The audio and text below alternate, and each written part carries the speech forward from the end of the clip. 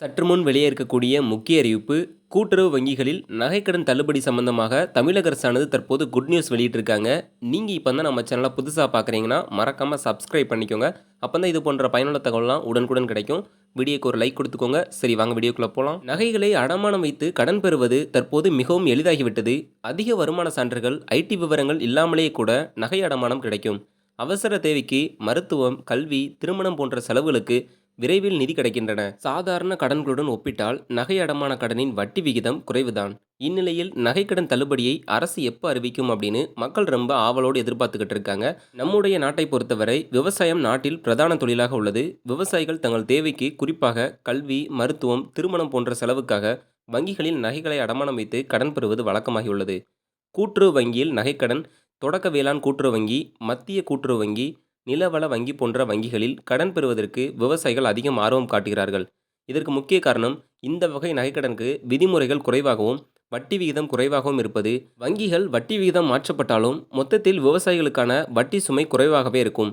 மாநில மற்றும் மாவட்ட தலைமை கூட்டுறவு வங்கிகள், தொடக்க வேளாண் கூட்டுறவு கடன் சங்கங்கள், நகர கூட்டுறவு சங்கங்கள் விவசாயிகளுக்கு அடமானம் பெயரில் நகைக்கடன் வழங்கி வருகின்றன.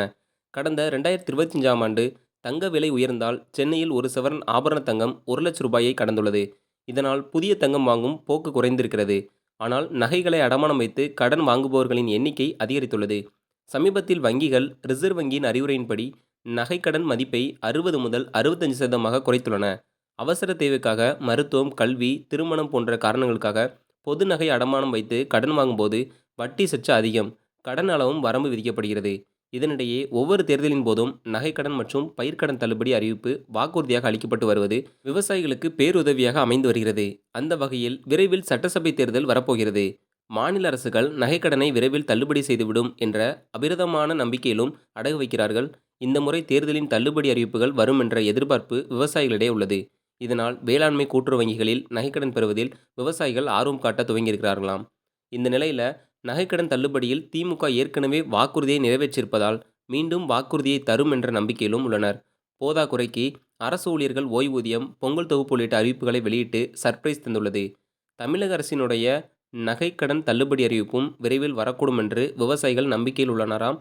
அதற்கேற்றபடி நிலுவையில் உள்ள நகைக்கடன் எவ்வளவு உள்ளது, இது குறித்த லிஸ்ட் தயார் செய்யும்படி அதிகாரிகளுக்கும் அரசு அறிவுறுத்தியுள்ளதாக தகவல் கசிந்துள்ளது. 2026 தேர்தலுக்கான அதிகாரப்பூர்வ அறிக்கை இன்னும் வெளியிடப்படவில்லை. ஆனால் கடந்த 2021 தேர்தலில் 5 சவரன் வரையிலான நகைக்கடன் தள்ளுபடி அறிவிக்கப்பட்டு சுமார் 6,000 கோடி ரூபாய் மதிப்பிலான நகைக்கடன்கள் தள்ளுபடி செய்யப்பட்டன.